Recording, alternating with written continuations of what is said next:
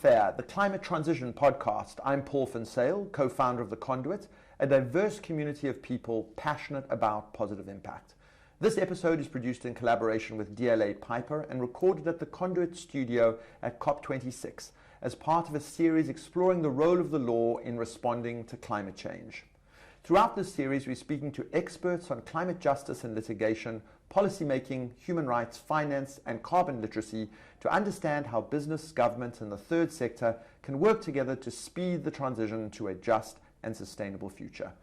Joining me in the studio today is Alice Garton, Director of Global Legal Strategy at the Foundation for International Law for the Environment.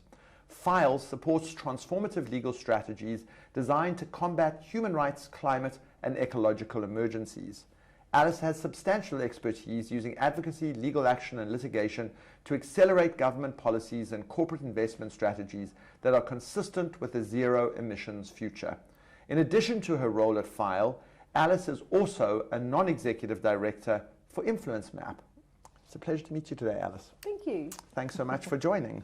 I want to zoom back for a moment and talk about the role of law in the struggle for climate justice and in the quest for net zero by 2050 and halving our emissions by 2030. And I want you to kind of posit what you think law can do to be a sword for justice, and what the limits of the law are as well. Okay. I really like the way Lavanya Rajamani frames this. So if you look at the Paris Agreement, there's gaps in what it can achieve and deliver, where I think climate litigation can play a really important role. So there's the ambition gap, the national determined contributions. You don't have to actually achieve 1.5. There's only an obligation to submit them. Then there's the accountability gap, the fact that transparency in reporting is not adequate. And then there's the fairness and equity gap around climate justice and loss and damage being inadequate. And so climate litigation can come in at all those different levels and deal with those gaps, both the public international law system, the national legal system, and then the big one, the private international law system, which has not had enough attention to date and terrifies me a bit because that's actually where all the money is circulating. So I can give some case examples across all of those, if that's helpful. I think that would be wonderful. So yeah, give us a sense of where you've seen important progress, and then we'll delve in a little later to where there may be setbacks. Yeah. Okay. Well, some of the most high-profile cases deal with the ambition and the accountability gap. So they're referred to in the climate litigation world as ambition cases. And so we've seen recently the German Constitutional Court case where the court ordered that they had to ratchet up their ambition to achieve 1.5 degrees. And they won, and then we saw a coal phase-out date, brought back from 2038 to 2030. So there's clear implications and sort of interventions into policy. And there's 40 of those sorts of cases underway globally, ambition cases against governments to ratchet up targets. So it's worth pausing on that for a moment, because as I understand that particular case, essentially the German court said Paris Agreement, binding obligation and international law, German constitution says that it has to be enforceable. In fact, it's of equal status to the German constitution. Submit the national energy plan. National energy plan falls short of the Paris goals. The rights of future generations and existing ones are being jeopardized. I'm tearing up your homework, go back and try harder. In a context where Germany's had an election in which Greens may potentially now hold the balance of power. So this case, am I correct in saying this is a case which has significantly accelerated the major European economy's transition to net zero? I do think this is one of the big wins, absolutely, I really do. And that's a really good point you made. I wonder how much the case itself influenced the outcomes of the election, changed the norms, changed the way people thought about voting. It may well have. The way I like to think of those cases is it may not affect the results of the election, but it gives leverage to the parties who are wanting to be more ambitious, in your words, the ambition gap, about climate, and also strengthens those factions within parties, because right now, I think the world is not just green parties and then right-left parties. Even within existing parties, there are more pro and anti-green within those parties. So it strengthens the green factions within kind of ruling coalitions. That's absolutely right. And the same dynamic plays out in companies or pension funds or banks. And so we find when we bring legal action and strategic litigation, the people within those organisations that really are trying to fight hard for change basically say thank you. It's empowered them. Right. Yeah.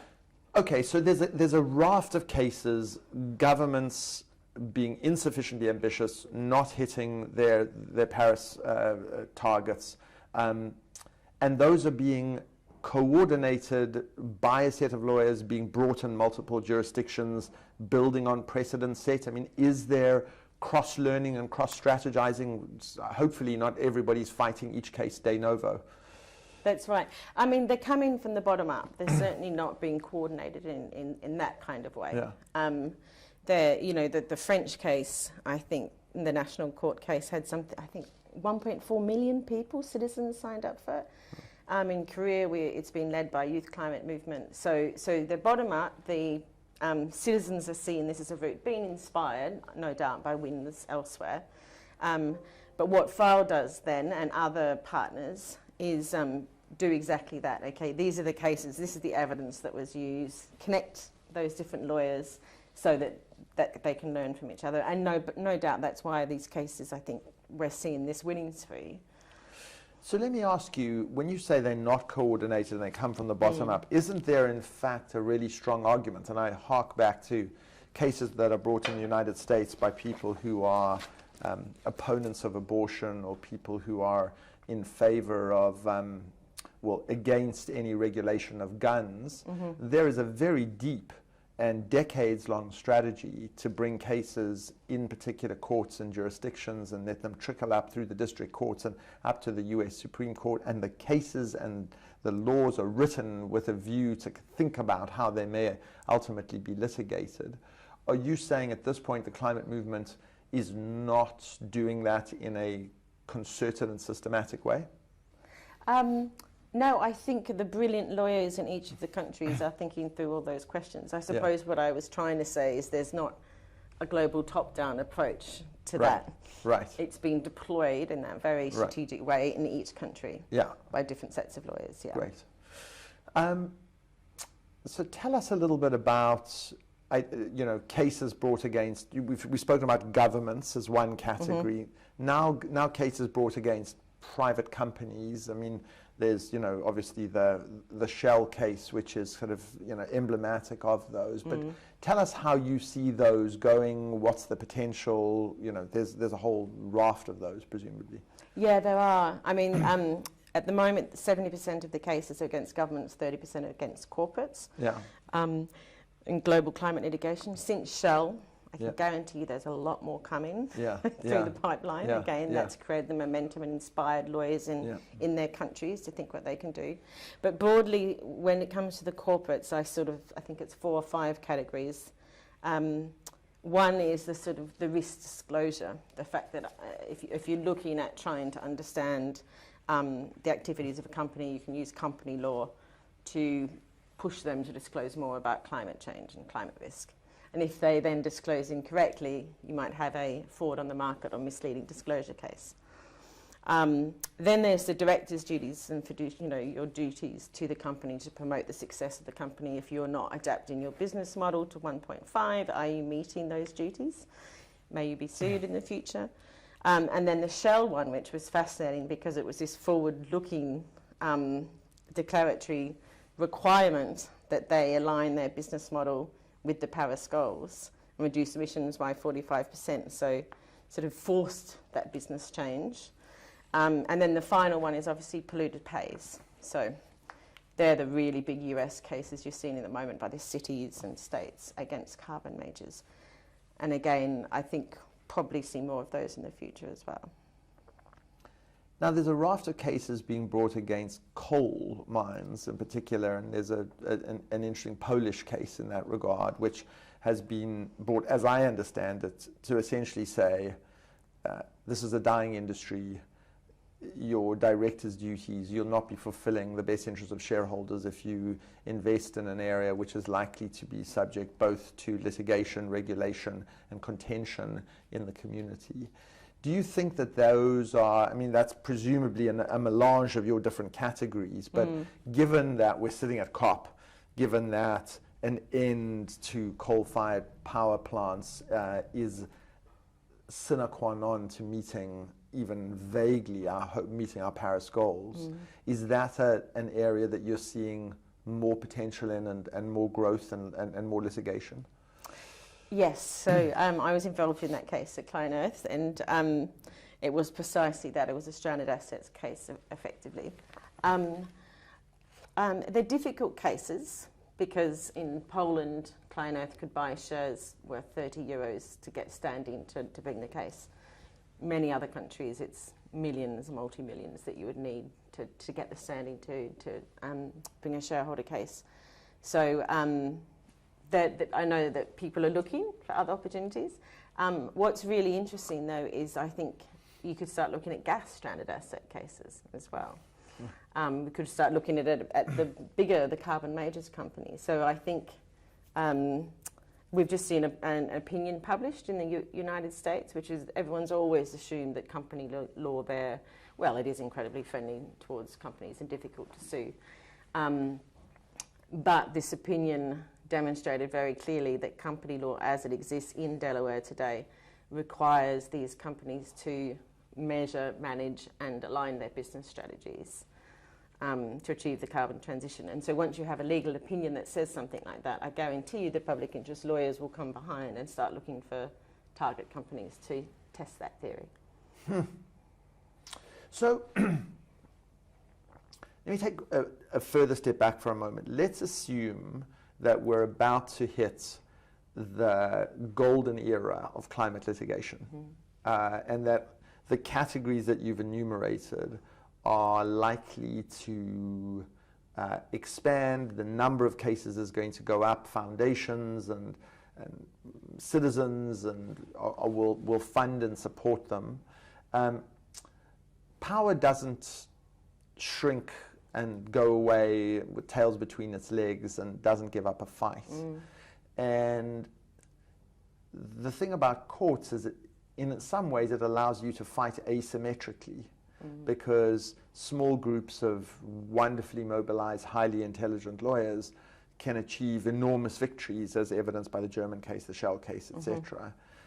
But power likes to respond to that and say, you know, let's pack the courts or change the laws or make things more difficult. So, is my hypothesis correct that, you know, it's not going to be plain sailing? And secondly, have you already seen some efforts to kind of get ahead of where you're going? Yeah, the blowback from climate litigation successes is well and truly mounting. Yeah. I absolutely agree with you there. In Australia, we see, because there's been a lot of successful cases in Australia, and we see it's called green lawfare there. And then, you know, the government does look to change laws, which makes it more difficult to bring certain cases. For me, I just really want to emphasise, I think the only way we can emphasise and push back against that is the right to bring litigation and to protect your community or your rights or future generations is as important as the vote. Like, it's not some aggressive outsider action, it's what makes a functioning democracy work. And the court's jurisdiction has been enlivened because we've had 30 years of inaction. So there will be more climate litigation. It's absolutely essential. No one wants it, but we're there. It's the last resort. So when I hear people push back against climate litigation as a forum for this remedy, redress and ambition, it's a pushback on, you know, democracy, fundamental rights that we're entitled to. But does that mean that citizen movements, you know, the incredible youth movement that's emerged around climate. We have to be careful about there not being a disconnect between lawyers and courts and public opinion and the street, because it is easy to characterize, you know, I mean, if I'm a coal company, I'm going to say, you know, this is the equivalent of ambulance chasing, and these people are here to enrich themselves, and they're undemocratic, and who elected them, and who's going to make our energy transition more expensive, and look, power bills are going up as a result of this. There's lots of, you know, there's lots of arguments that can fall on fertile ground unless there is an active effort to anticipate and think about this. That's right. And in terms of the connection between activists, Kate Hampton said this wonderful quote the other day, which I really loved, which is, strategic litigation is the connectivity between the street and the geek. Yeah. And what she meant was, as I said, you know, we already have loads of the youth activists who are actually claimants in these cases. But when we won the case in Australia, the Sharma case, where 8 teenagers and a nun took the Australian government to court around the approval of a coal mine, and the court decided it was a breach of the duty of care of this minister for approving it. And you know, the duty of care that's nearly 100 years old, Donoghue and Stevenson, as geeky as it comes if you're a lawyer. These activists, they ended up being graffiti across the Australian Parliament House, duty of care. So there was a connectivity between the law and the activists there. And then the geeks are, you know, Standard & Poor's recently published an alert to all of their clients around climate litigation. Insurers do that, law firms. So it can play both. It communicates both in the boardroom, but I think also as an empowering tool for the activists. And as for the coal mine idea that anyone's making money, they haven't spoken to a public interest lawyer recently, I think.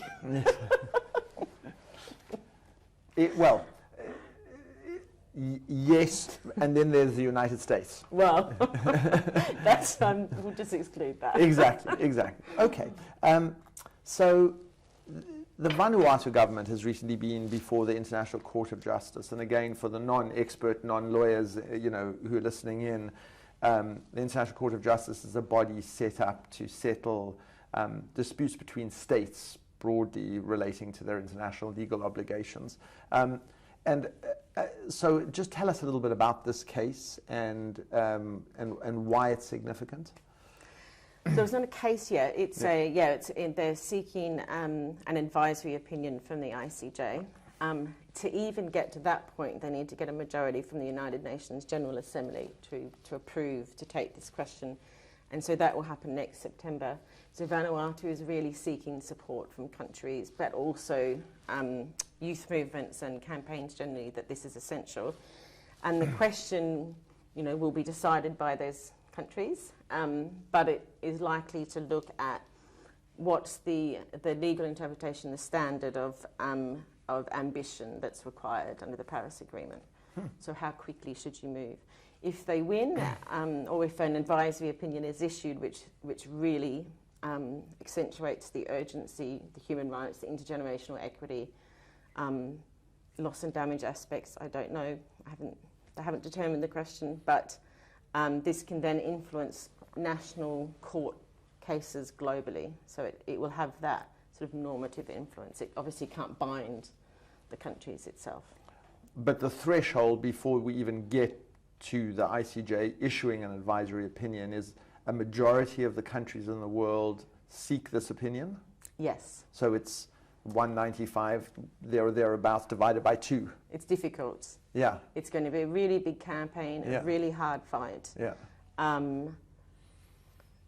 But if ever there was a time to trigger the jurisdiction of this world court to protect people, it's now. Yeah. Very interesting. The Torres Strait Islands are a community, and the people who live in them are, you know, profoundly at risk. We've seen the changes in climate. We've had on our show an incredible activist who speaks on behalf of her community and has spoken movingly about sort of, I think there's no more poignant a metaphor for what climate change does to indigenous people than erosion of sandbanks revealing the bones of people who've been buried and ancestors, and the reverence with which indigenous people who protect their culture through reverence to ancestors and through oral traditions. It's very, very, very, it's very painful to think that you not only be driven off your island, but in the process of it, your ancestors' memory is being desecrated in this way. Tell us a little bit about that case. I believe it's before the UN Human Rights Commission, and where that might go. So that one I have not had an update on client earthwork on that one. Yeah. So I believe the decision is pending soon. Yeah. Fingers crossed. I mean, I completely agree with you. The importance of that case was bringing in the loss of cultural identity and loss of ancestors in it. So, I'm really hopeful, really, really hopeful, and that could then be used to extract a lot more money from the Australian government to protect those people, because their islands are being washed away. Yeah. I want to ask you a question about how rights can be reconceptualized by progressive lawyers. So the right to life, you can use the right to life to, as would happen in South Africa, to say that the death penalty is unconstitutional. You can use the right to life to protect the rights of an unborn child and be a sword against women's reproductive rights. You can use the right to life in international human rights law to say that when you assassinate somebody or disappear somebody, a remedy for a violation of the right to life entails accountability, prosecution, punishments for the crimes that occurred, and therefore amnesties are impermissible. And you can use the right to life in the climate sense, not just for jeopardizing the lives of existing citizens, people who are on the earth, but for jeopardizing the rights of future generations. And you've begun to see in a series of court cases the lives of the unborn future generations being in the courtroom and being litigated, which I find fascinating. And I mean, do you think that that's a notion that will take root in the context of the climate crisis? You described that beautifully, and it's one of the things I've found most fascinating and heartening as well. That in the German case, for example, we saw the rights for future generations.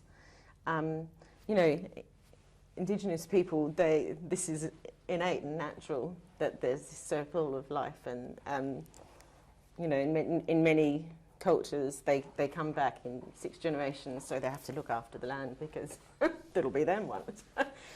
What did we have to get a court to do this. We'll have to get courts all over the world, but maybe it will get through and we'll start changing our consumption practices. But yes, it's definitely things like that. Polluters pays, precautionary principle, intergenerational and intra-generational equity, all these fundamental premises of international environmental law, they are starting to take hold through these cases, and they then shift the norms, which, going back to your original point, what's actually been asked on the ground by citizens, which then we hope leads to changes in politics and policies. It's so funny you mentioned the precautionary principle, because a non-expert audience, we probably need to kind of elucidate that a little bit. But I recall, this dates me somewhat, taking a course in international environmental law 20 years ago, and I remember my professor saying, well, the precautionary principle is applied that if climate change is real, and if it's going to happen, and there's a probability it will, we should take a set of steps to assume that we need to avert the worst outcomes that may happen, even if it's not certain that they will, because we need to show caution, we need to be precautionary. So what do you think the precautionary principle means in 2021 versus 1991, where there is just no doubt at all that climate change is upon us and poses just an existential risk? So in a way, has that principle kind of run its course, or is it indeed still being applied? Well, so this is interesting. So I think you're right at the international law and the national law level, but in the financial sector, it's rearing its head again in a really interesting way. So what we hear from central banks or from financial institutions is that they don't have enough data to make decisions. Right. What we need to say, and there are very credible papers being published out of LSE and UCL saying if you're a central bank and your mandate, you're meant to be independent and market integrity. Actually, you can apply the precautionary principle and stop, corporate bond purchasing programs, which mean you just sweep the market and pick up fossil fuel bonds, which is then worsening the problem. So the precautionary principle is being discussed about in the financial markets now, 30 years later. Yeah. It is really one of the wonderful things about law, because in some ways, properly and transparently applied, the law is about a set of principles that reasonable people agree should govern our lives. And unlike so much else that happens in politics, the distillation of those principles down and the transparent arguments about how they apply in real life settings are things that I think are harder to demagogue and be obfuscatory about, because you just have a very simple conversation, 5 of us around a table. If there is a high likelihood that continued fossil fuel exploitation will place our lives in deep risk, should central banks be prohibiting or making it more difficult for them to purchase bonds of major emitters as part of broad economic stimulus programs? And let's apply the precautionary principle, which is say it's pretty certain, almost to the 99th percentile, and therefore is it reasonable, based on a 1% probability that we're wrong, for us not to take this precautionary step? Most reasonable people, if you just formulate the argument in that way, will say, I think it's probably best if we just watch this one a little bit, right? So the law does have this sort of salutary, transparent, ethical quality to it, which I think is more needed now than ever before. I agree. I love it. So let me ask you to begin to wrap up. Major law firms right now are thinking about their role and responsibility in relation to this, and how they may build a climate practice, how they think about this. This is obviously complicated because you can be both litigating against an entity but also be counsel to it. And sometimes being counsel to a major entity you can properly warn them of what their risks are, and you can play the insider's game, and you can be really important advocates for justice while also representing some of these firms, perhaps. So tell me a little bit about your thoughts on that. It's a really, really good question, because we cannot change the legal systems without the commercial lawyers and the private practice lawyers. I mean, strategic litigation is the push against legal reform, but we need the lawyers, commercial lawyers, as the pull. And there's an organisation, the Net Zero Lawyers Alliance, that has been set up really to achieve that, and I think it's got 20 of the top law firms now globally. And they do things like Scope 1 and 2 emissions, which is important, but the really bit is the client services that they provide. It's a bit like the divest engage argument over, do you as a law firm just stop acting for the fossil fuel companies because your junior lawyers or your lawyers at all don't want you to? Or do you keep acting for them but actually push assertively in a way that's net zero aligned services? Obviously, the latter is probably the most effective if it's done robustly according to the science, looking at the IEA, for example, 1.5 report saying no new coal, gas or oil. Then I think that can really work. I think commercial law firms, obviously there's a lot of conflicts and because they have to make money. They've got a long way to go, but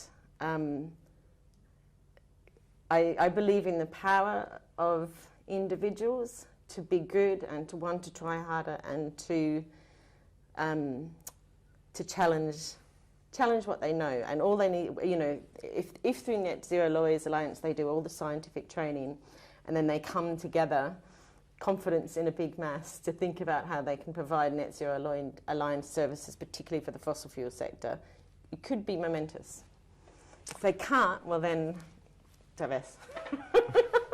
Well, that's a wonderful note to end. Alice, thank you so much for that conversation. Very, very, very interesting. And I do think that you are, somebody used a metaphor the other day that when we're in the climate fight requires acupuncture points in order to restore the health of the body.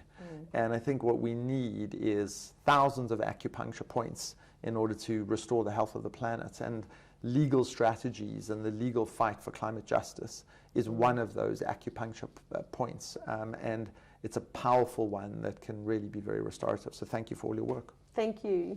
It's very fun. Cheers.